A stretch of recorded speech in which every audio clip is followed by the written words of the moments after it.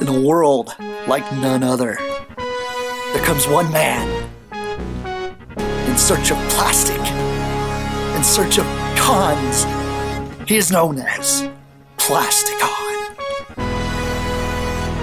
Join him as he brings toys from another dimension to a household near you.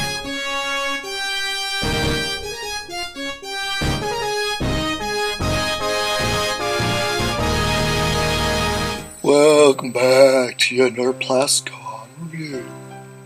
Today we're going to cover Generation 2. Air Raid! Air Raid? Really? He's not, isn't he supposed to be part of Superion? Yes, he is, actually, but they decided to regurgitate his name again and make him a Cyberjet. And a really weird Cyberjet at that. Most of those folks out there are probably like, what in the Sam hell is this wedge? This wedge is an F1 or 117, and this is actually F-117, stealth fighter. I was trying to remember the number.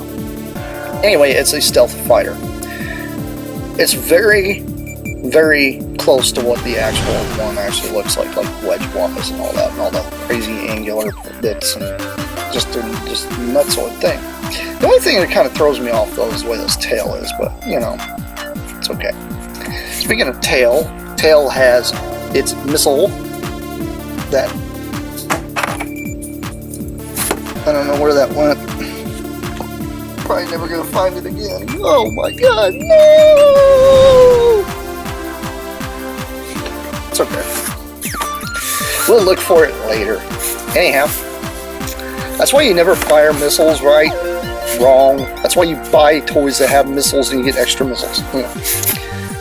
It's really cool. I do like this thing.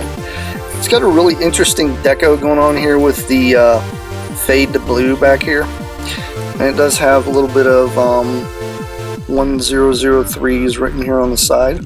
If anybody out there knows what that represents, let me know. But it's got a bit of a sticker trying to come off here. Anyway. This is tampoed on right here, which is kind of interesting. I don't understand why they did some sticker and some tampo in. It was kind of something weird that they did in G2. I kind of just preferred just stickers. That would have been better. This says United States right there, and the same right here. But yeah. Now, going into his transformation, he is probably the most finicky design for the Cyberjets. A bit of a disclaimer. I'm going to go ahead and push these landing gear up.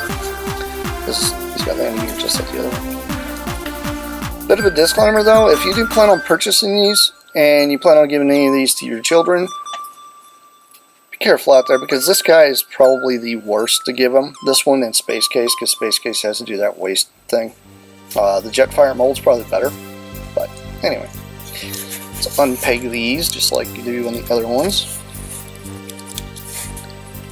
And then you're going to fold down the whole waist again, much like the other. Then you're going to reach in here, and you've got these two pieces here. And this is on this weird joint, and this joint is at an angle. So you've got to angle it down. And the same thing here, you've got to angle this up. And kind of about mid-transformation, twist the arm, because these arms actually have only one way to be able to put on. Like when it's put underneath the plane, it has to be like that. It can't be any other way. There are specific things that have to go in specific areas on these. It's one downfall, I guess, these guys might say, but it's not too bad. And this guy does have the waist swivel thing that you have to do as well. His head is actually tucked up under there, so you got to kind of get past it after you get done swiveling this thing. And it's really difficult because sometimes these start to flip up. But when you do that, you're going to push his head up, because his head is on this ball joint. So you have to push it up. One second, up. So you popped apart. This is where I was talking about, like, these guys are kind of finicky. They have a very This joint right here, that's right smack dab in the middle, right here, that will come apart sometimes, so you've got to be aware of that. This in here doesn't look like it's breaking, it's just, you know, strained, stressed out. And that's just what happens to some of these after a time. It's a big disclaimer out there for anybody that owns any of these molds. But anyway, let's move this thing up here. It's supposed to go all the way, but it doesn't really want to. It wants to just pop apart now. Why is it doing that? It shouldn't want. Okay. That's because this was being stiff. You see how this moves in and out? That's why. Okay, let's try that again. And I'm hoping I'm putting this back on here right. That's how. No, the other way. Fixing my toy in the middle of a review. Anyway. And the funny thing is, I didn't even have this problem the last time I did these. Anyway. But I wanted to do a redux for you guys, so you guys can actually see these guys a little better. There we go. This is head up. This head is just, like I said, you got to kind of pull it out of this little cavity thing. Then what you're going to do is you're going to take these two little portions right here. This plastic piece here actually will just slip between those as a friction to hold it together. And then you move these legs back down like that, and then position all the arms and all that happy stuff. And you kind of squeeze them back together. Don't squeeze too hard.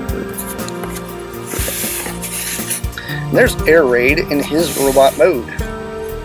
It's actually not too bad. Like I said, he's got the little issue with the portion there that likes to pop off, and that's kind of notorious across the board with these guys. A lot of folks out there probably are not aware of that, but anyhow, this has been Air Raid, and this is his head sculpt. Once you guys get a good look at that real quick, it's a very good head sculpt, by the way. Lots of light piping. But anyhow, this has been Plasticon. This has been yet another Generation 2 review. And I'll catch you guys next time. Peace out!